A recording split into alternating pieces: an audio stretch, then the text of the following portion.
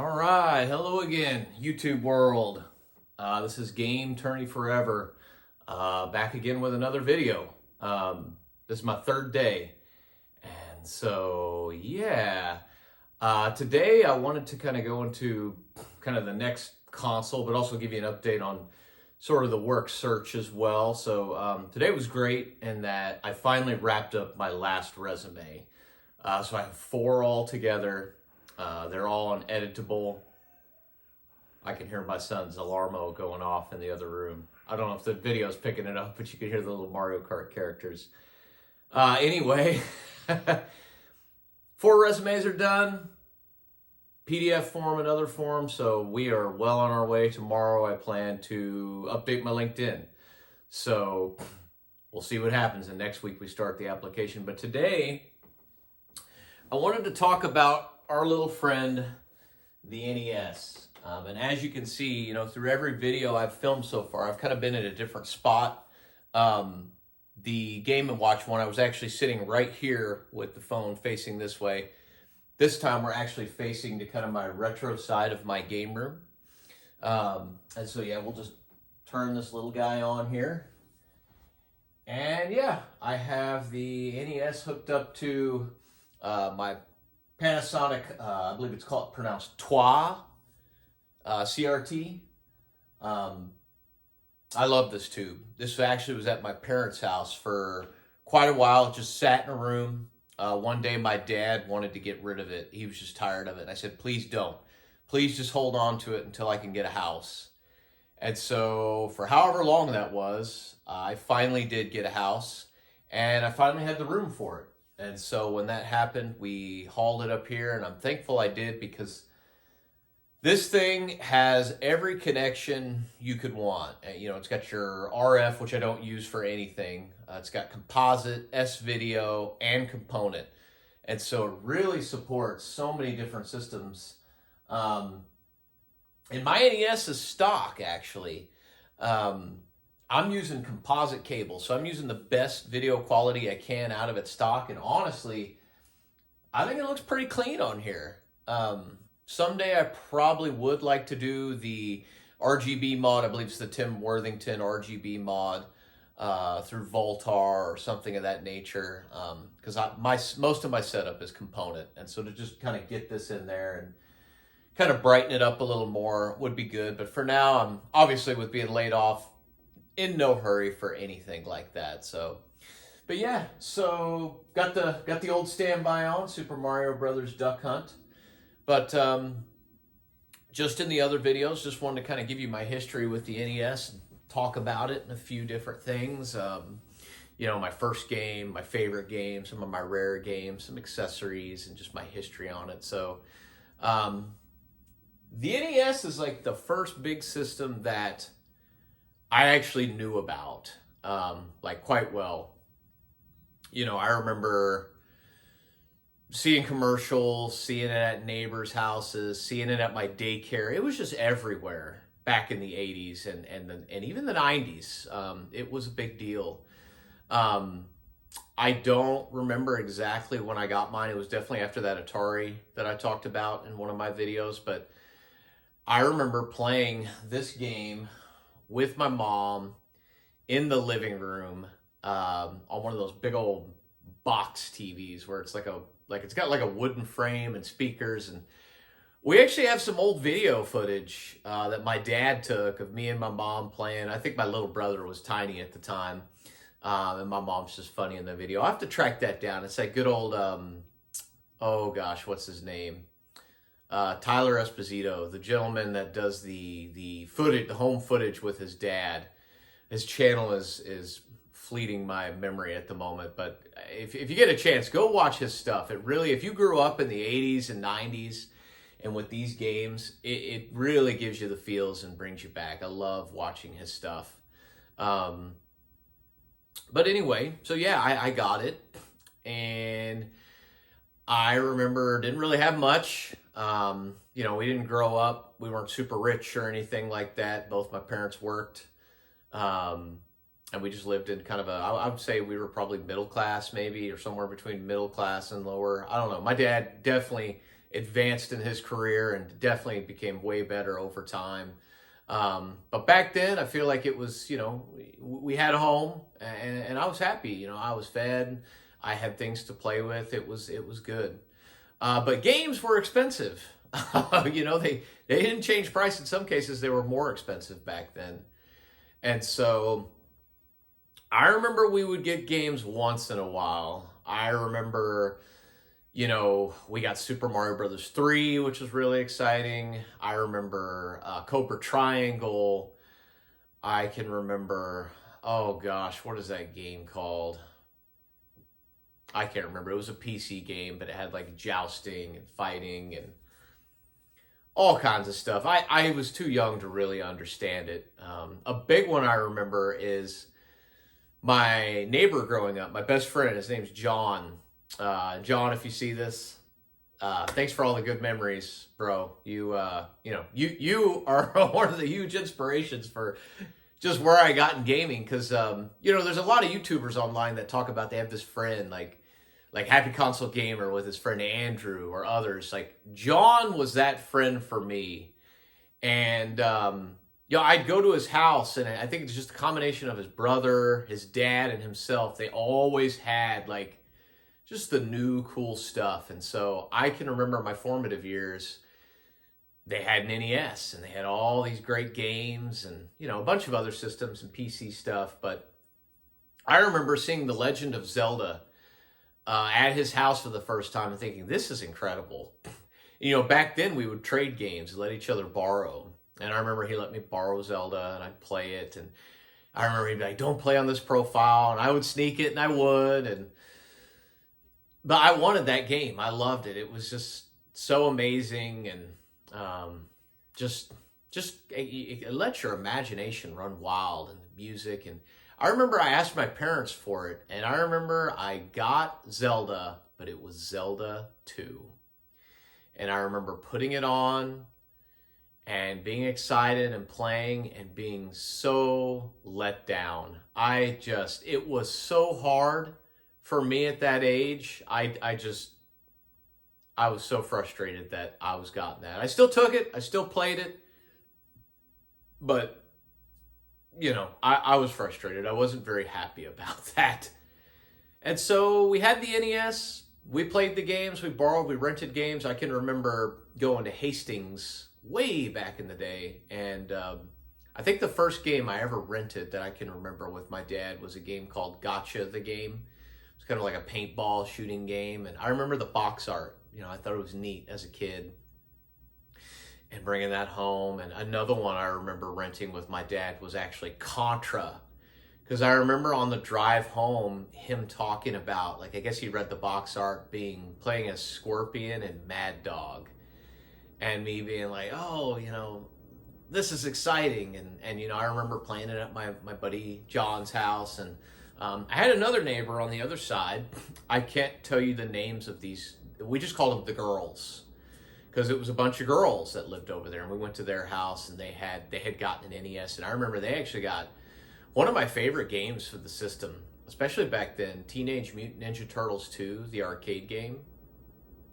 And that just blew my mind, because we would see it in the arcades. Like back then, if I went to a Mr. Gaddy's or a mostly pizza places would have these arcade games in them, and we'd see Turtles 2. And I remember seeing it, and they had it, and it wasn't the same, but it was still amazing nevertheless. A lot better than the first Turtles game. I remember renting the first Turtles game and being exciting and actually really enjoying the music, but it's like right when you got to the water level, it started to get pretty miserable. I remember I did not like it. And I would get by the water level, but by the time I got by it, my turtles were so weak, or I'd gotten most of them killed. By the time I got to the turtle van, there wasn't much I could do. And honestly, to this day, I still haven't beaten that game. It's one that I need to go back to and play again and play more of. And actually try to sit down and do it. I think I could now. But back then, no. But yeah, I remember playing it at my daycare. I remember we had an NES at my daycare and where I would go for summer. It was this place in Round Rock, Texas called Kinderworld. Don't know if there's any folks around that went there or know of that place, but that's where I went when I was younger. Whether it was for, I wouldn't say so much after school, but mostly summer or prior to school, or anytime there was a break, I was going there. And I remember seeing the first Turtles game, lots of Turtles 2, Contra, Mario, just there was so much NES played there, and it was so fun. I loved it. We just loved it. I remember we played sports games. And then, years later, I had friends who, when the NES had passed, because it's interesting, with the NES, it just disappeared one day at my house. I used to take it to my grandparents, but when we got the Super Nintendo for Christmas, the NES just disappeared. I don't know if my parents traded it, sold it, whatever they did with it, but it just vanished. I guess they thought, hey, we only needed one system. And so when the Super Nintendo came in the house, the NES was gone for me, and I did not see it or play it again for years. I had two friends. One of them was my friend, and the other one was more of my brother's friend, but me and my brother were a few years apart, so we still all hung out together. But my friend, his name was Brad, and Brad, if you see this, man, I haven't seen you in years. I hope you are well. But he lived down the street, and I'd go to his house, and we played more of his Sega Genesis and N64. But he also had an NES, and I remember the main game we played. He had a few we played. I remember playing, what is it? Caveman games. And he was so good at it. I struggled. He knew the character to pick. I think his name was Glunk. I don't even remember, but if you've ever played caveman games, it's like an Olympic-style caveman type game with like tossing your wife and pole vaulting over a dinosaur mouth and creating a fire. They're really fun and entertaining games. I highly recommend it if you can find it. They're definitely hilarious, especially the wife throwing when she like kind of bounces. It's just hilarious. Go find some footage of that. But the main one he had that I remember we got into was Dragon Warrior. At the time I had already played and seen some Super Nintendo RPGs, Breath of Fire, which is kind of what got me into RPGs, and I think Final Fantasy 2 and 3, later as we know 4 and 6.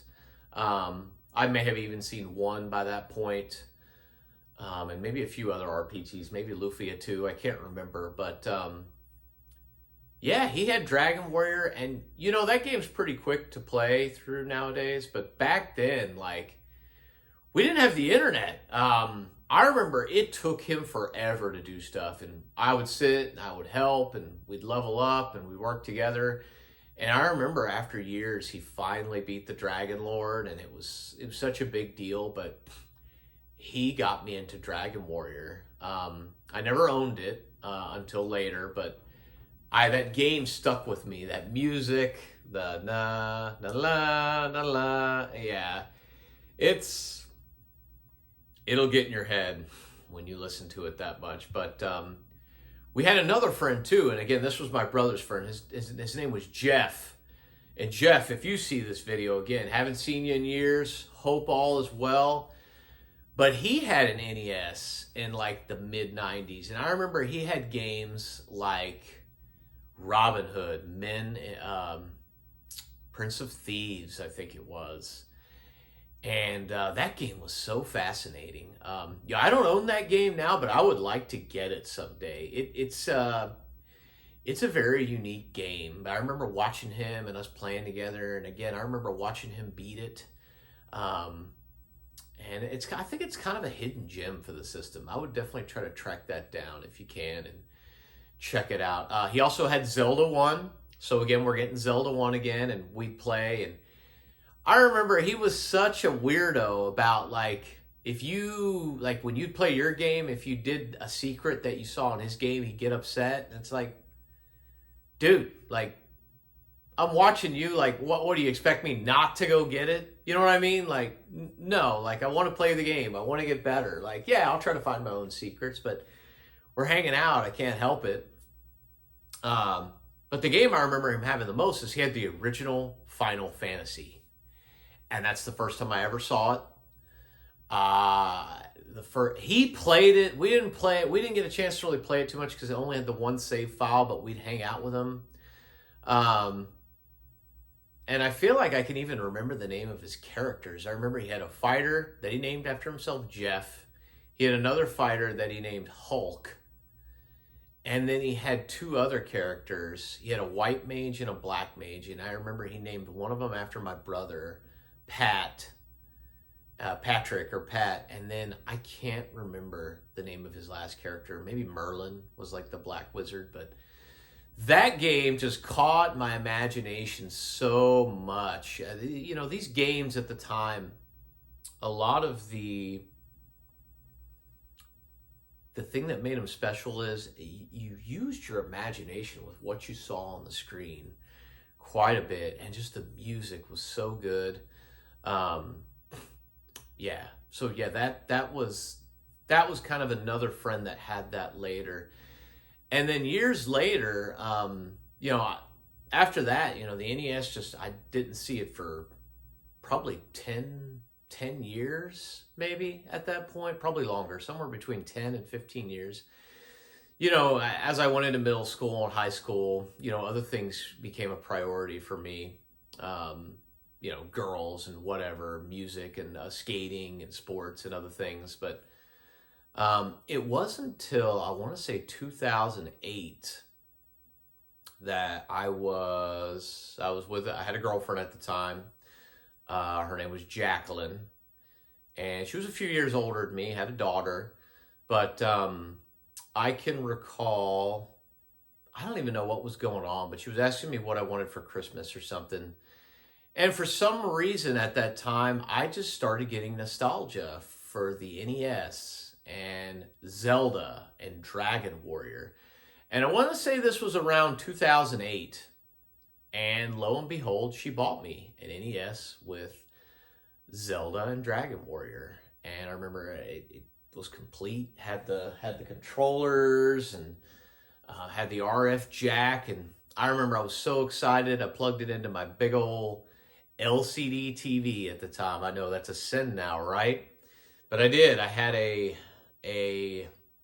1080p liquid crystal display Samsung 60 megahertz refresh rate television, and it was pretty awesome. It had every hookup you could want. It had your RF, your composite, your S-video, your component, even had VGA along with the HDMI. It was actually a sick TV. That TV died after years. It actually blew up, and I was able to get it fixed with the help of my father from it actually had a recall, but then years later it started doing this weird screeching sound. And I tried to take it to a TV shop, you know, repair place, and the guy was just like, it's not worth it. You should just get a new one. I'll charge you this much. Can't promise it'll work, because I think it needed like a new motherboard. It was a major fix, and so I ended up selling it to these kids for $40. You know, they wanted to just play their PS4. I was like, hey, if you can deal with this sound, let it cycle through,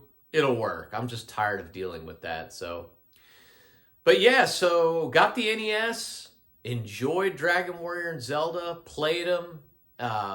You know, they were great. Thank you, Jacqueline. You'll probably never see this, but if you do, thank you for that gift. I still have it. That's still the NES. I still have the games. Great gift. But it's the place she bought them from. She told me about this place called Game Over Video Games here in Austin, Texas. Didn't know anything about it. I didn't go there right away, but a couple of years later, I went and visited that store. I don't think me and her were together at the time after.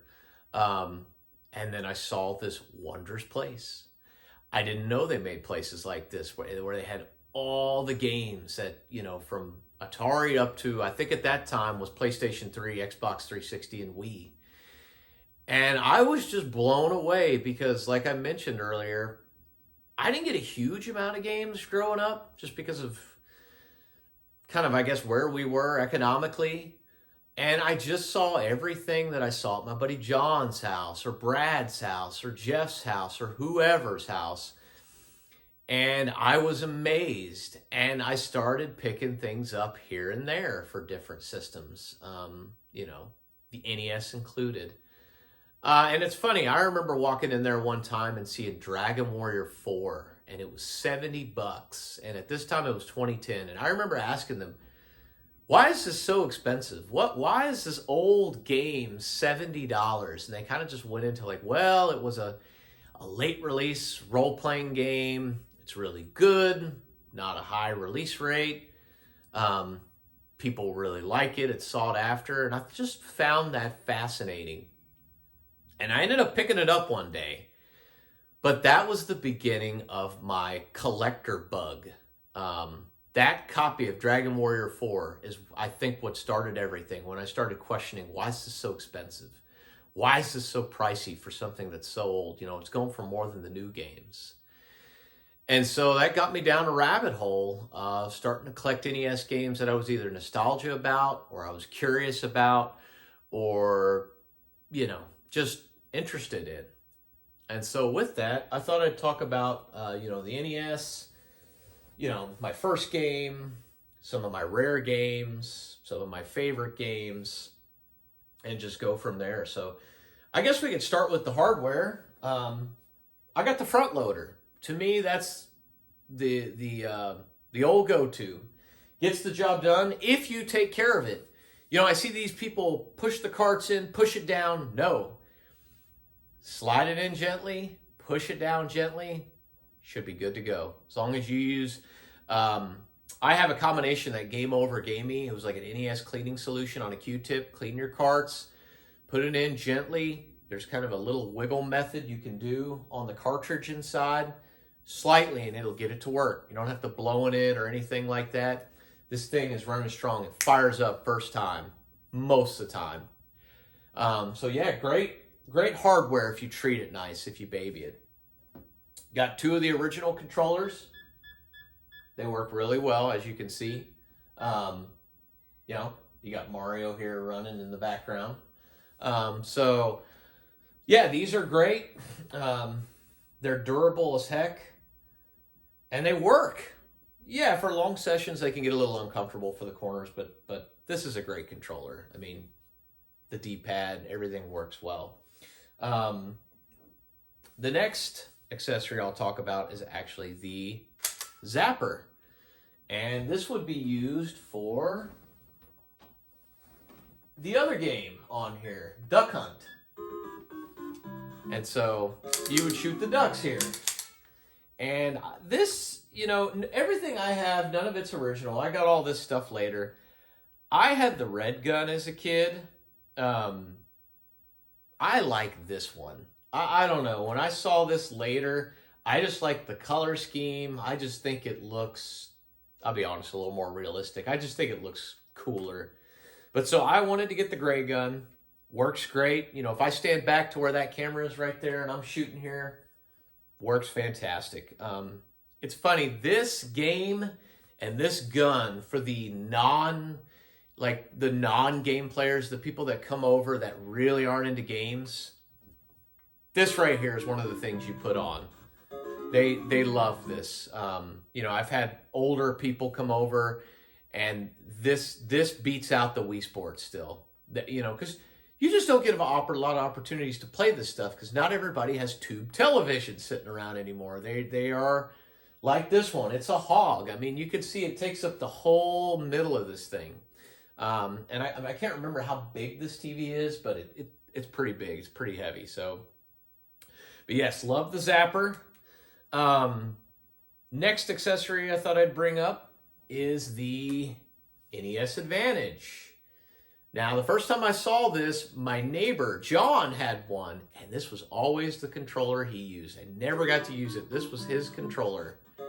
And so I always wanted one of these. And so when I finally got an NES later, I went and grabbed one because I just, I loved the, all the different options this thing gives you with the turbo switches and There are certain games that I love to use this thing on.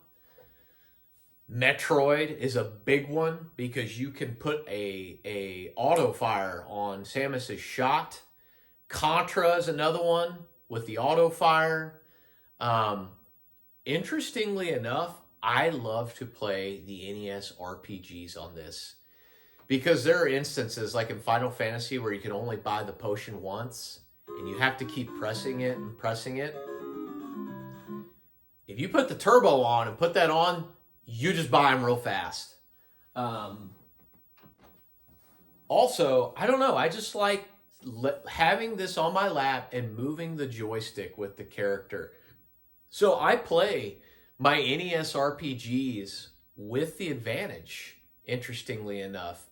I've even used it on the first Zelda before with a couple friends. I'm actually playing through the first Zelda with my son and a good friend of mine who've never played it. We're on Dungeon 8 right now, so getting there. But yeah, this thing comes in handy for all kinds of games. I mean, you can play it with arcade games and other games, but I tend to like things where you're shooting or RPGs or just various different things. But yeah, love the Advantage. Next accessory I'll talk about actually is the Fourscore. Never saw this when I was a kid. Never knew about this ever. I don't think I found out about this until I was watching an episode of James and Mike Mondays. And they were using this to play something. I don't even remember. May have been Pat the NES Punk. Maybe it was Super Off-Road or something. I don't have a lot of games that utilize this. I have Gauntlet 2, and I actually have always wanted to do a Gauntlet 2 game with this thing, get 4 people. I just haven't. I'd love to get Bomberman 2 to utilize this.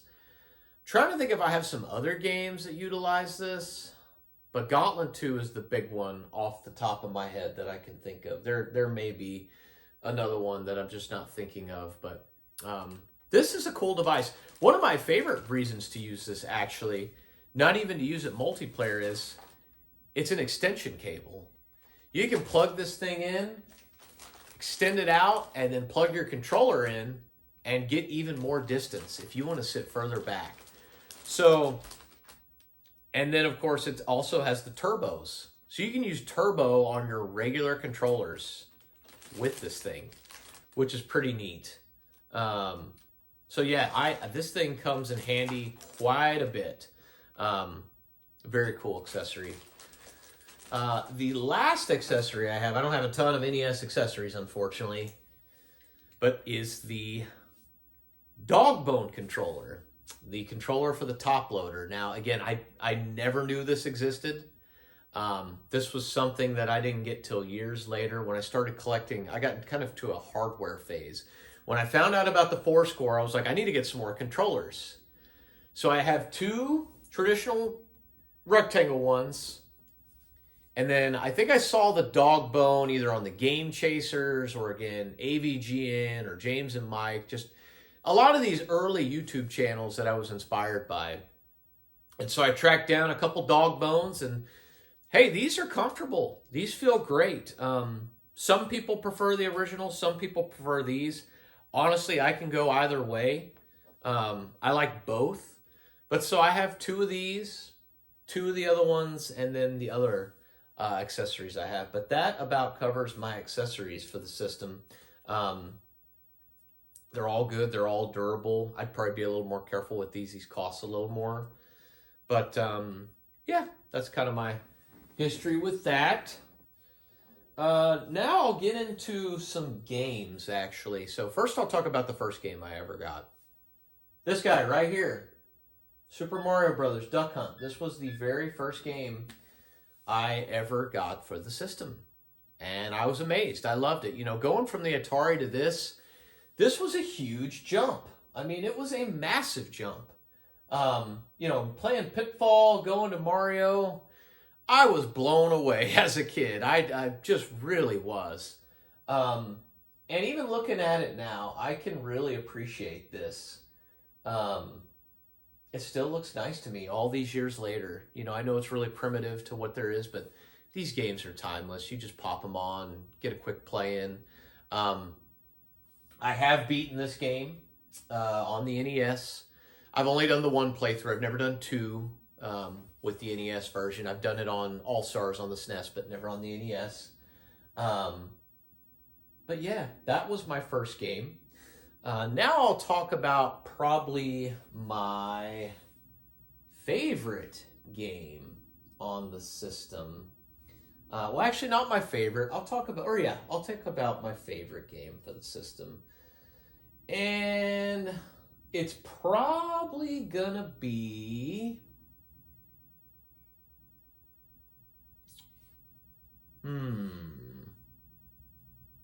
You know, I don't know. I'm not sure. It's so hard to choose. There's just so many good games. So I'll just show off some of what I pulled out here. You can consider these some of my favorites and some of my rare oddities and things I have. So starting out, I picked up this collector's edition of Holy Diver that Retrobit did way back in 2018. This is a really cool set. This is something we never got here in the US. It was I believe a Japanese exclusive. I got number 1,528 out of 2,800. This is a really hard game. If you want to challenge yourself and you like hard games, try to track this down. I imagine it's probably kind of expensive, but the game itself is a lot of fun if you can deal with the challenge. So just be prepared to be pulling your hair out a little bit if you pick this up. Another one of my kind of oddities that I've picked up over the years. I actually had a manager. I used to work in restaurants, and my general manager picked this up for me. He was real cool about getting me things, and he got me Earthbound Zero. This is a reproduction cartridge. Comes with a manual, the cart and box, and this is actually how I beat Earthbound Zero. I actually have a save file on here. You know, it's called Mother, Mother 1. But yeah, I played this on my NES on actually a smaller tube TV I have over here before I got this one. And I loved this game. Now, don't get me wrong. I hope you like grinding, because this game's got some grinding in it. You will be in battle quite often, but if you're from the time I was, I like grinding. I like these old school RPGs, and this was a treat for me. I love the music. I love the charm. The ending was great. And yeah, I'd love to pop this on and, just sometimes play around in the world, show it to my son. It's just a fun, whimsical, cute, cool world. Some of the enemies are hilarious, like this little hippie guy here. The music that plays when you're fighting him is pretty funny. And so, recommend this one. Another oddity that I also got. So I'm a huge RPG fan, huge Final Fantasy fan. Final Fantasy 3. We never got this here. We only just got the closest thing to the NES version on a mainline console on the collection that came out for Switch and PS4. I can't remember the name of it. Pixel Remasters. Otherwise, this game always came out on a handheld, and I'm not a huge handheld guy. I always wanted the original. So again, picked this up, came with an instruction manual, cartridge. Haven't played through this one yet. I need to at some point. I haven't decided if I'm going to play this or play the Pixel Remaster. I kind of want to play this one more just because it's got the NES graphics. The Pixel Remaster, it's changed a little bit. It's not exactly the NES. And so, if you can find something like this out there, hey, grab it. It's definitely a neat playthrough. But yeah, this is fully translated. And so, I got this a number of years ago. And just a cool little English reproduction, complete in box. Sticking on the RPG train here, I have another one that fits the same mold.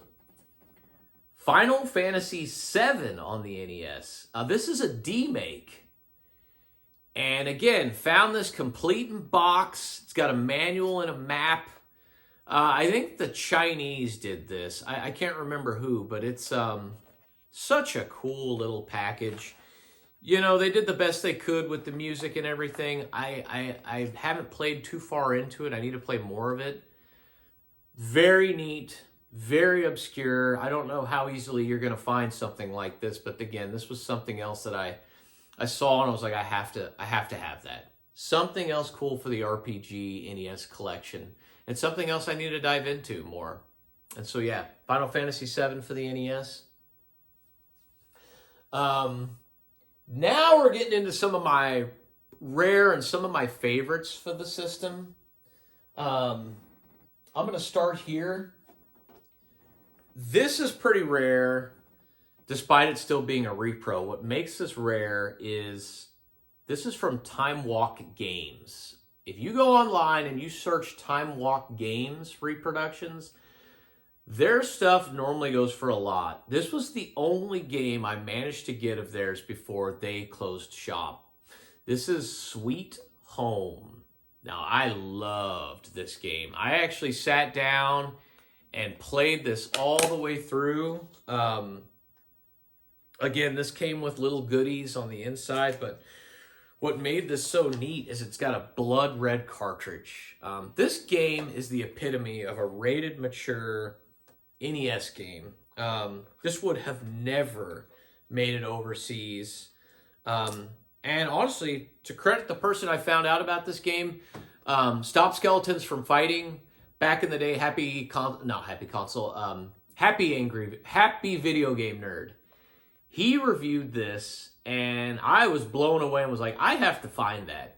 This game has a crazy story. It's aged really well with the way the battles are. I highly recommend anyone try to play this some way, but I really enjoyed this. I'm happy to have it. It's too bad Capcom can't release this, but you know, this was the inspiration and the godfather of Resident Evil. This is where it all comes from.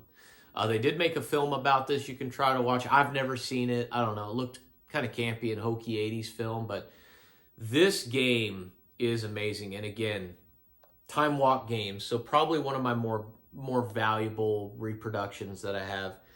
You know, everything you've seen so far has been some sort of complete in box reproduction. I'm now going to start showing like some of my authentic favorites and rarities I have. I'll first start with this, and it's not new sealed, but it's practically new version of Metroid. I picked this up because when I moved in this house, I met my neighbor. His name is Paul. Really good guy. Really cool, really laid back. He's actually been there for me for a lot. When my mom passed away a few years ago, I barely knew him. And he came to her wake, you know, and he has just been here for me for a lot. You know, we work out together on Tuesdays and Thursdays, and we have a game night every Wednesday. He when he first moved in here, he was with a lady who had a kiddo, and my son and her son played. Well, we do a community garage sale, and I was selling some Super Nintendo controllers, and he just kind of popped over, and we chatted, and I was like, hey, somehow we started talking about games, and he talked about how Super Metroid was his favorite. And I said, man, let me show you what I got, essentially. Let me take you up to the game room. And so he came up here, he saw everything, and he's like, man, we got to start playing some of this. And I was like, absolutely. And so we started playing through the Metroid series. And I may make a video about this in the future, but we started with Super Metroid and played through every game. And I think it took us about 1 year and 3/4, and I'll get into it one day. But I decided while we were doing this, as a celebration of completing the franchise, because at the time, Super Metroid's the only game I had played. I wanted to get complete in box versions of all the Metroid games.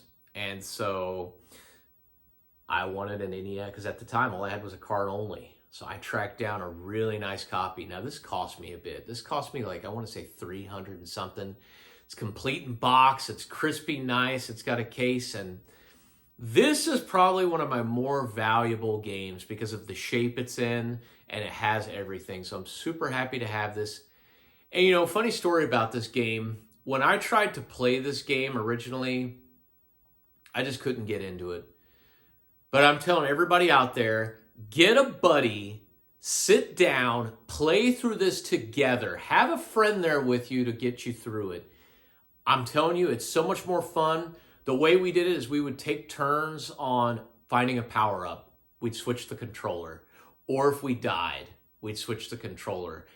And when you have someone who's in it with you and you're working together and you're switching off because you get a little break, it's so much more fun. I think we beat this in 2 or 3 settings. We took down the password and we did it.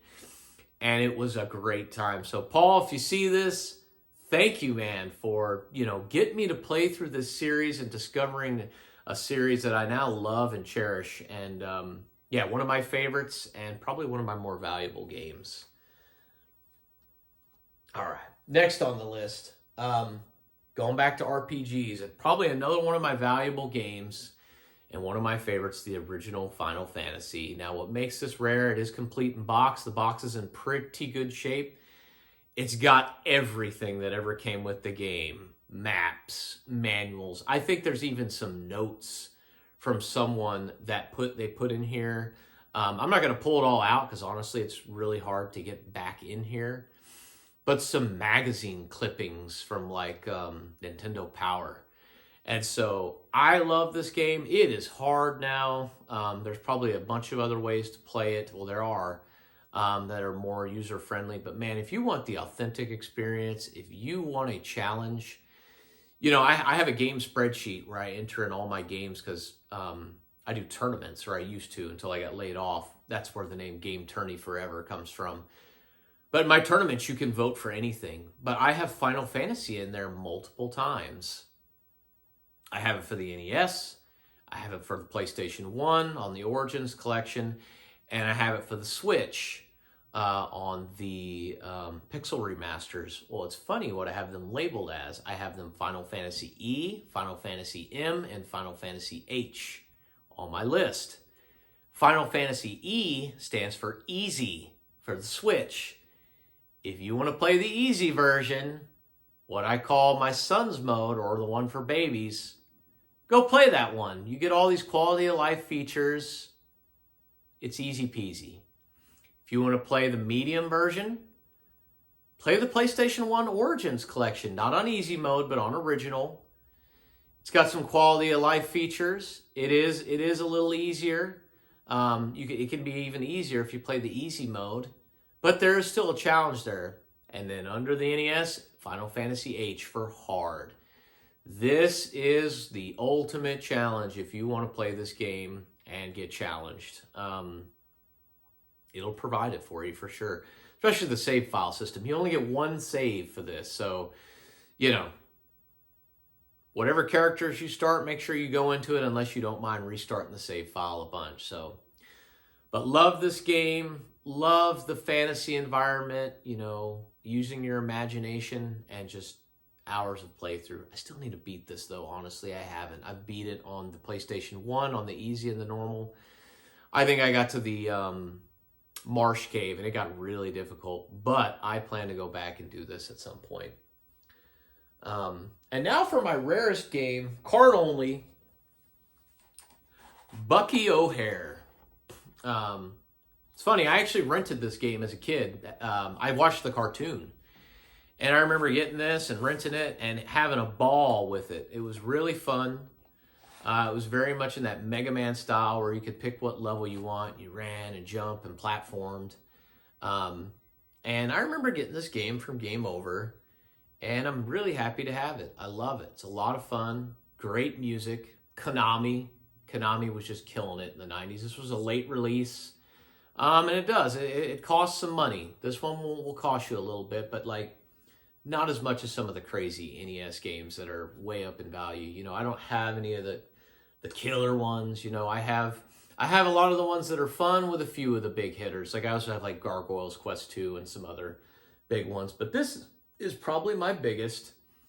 And I highly recommend this to anybody if you can find it for a good deal, or if you don't mind dropping the cash to pick it up. So, but that is it. That's kind of my history with the NES. Some of the titles I like or are valuable, or my first game. Maybe we can close off maybe like a few seconds of gameplay. Maybe I can play the first level of Mario for old time's sake. And we'll see how far I get.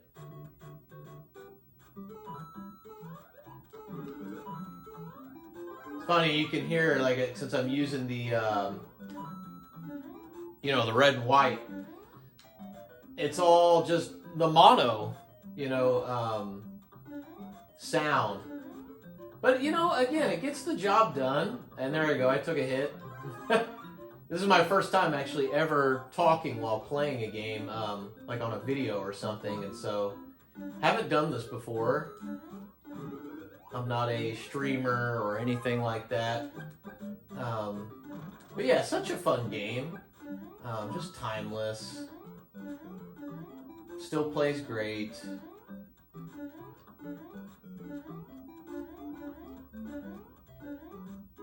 And there we go.